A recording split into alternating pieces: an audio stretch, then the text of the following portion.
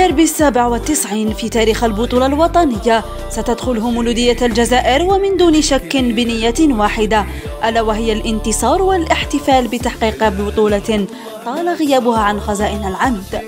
فبعد موسم شاق وطويل تميزت فيه المولودية بتحطيمها لكل الأرقام وتربعها على عرش البطولة منذ الجولة الرابعة، ها هي قمة الجولة 26 فرصة تاريخية من أجل حسم لقب البطولة قبل 4 جولات من نهاية الموسم، أمام منافس ضيع كل أهدافه ليبقى له هدف وحيد، ألا وهو الوقوف في وجه المولودية وتأجيل فرحتها باللقب.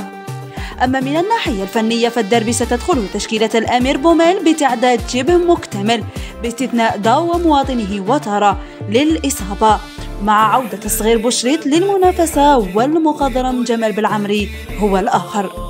وفي انتظار صافرة بوخلفة يبقى الجميع في نادي الشعب يأمل أن تكون ليلة الغد بيضاء في كل مدن البلاد، احتفالا بتحقيق عميد الأندية الجزائرية لقبه الثامن، شريط الفوز على فريق لطالما كان بوابة المولودية نحو منصة التتويجات.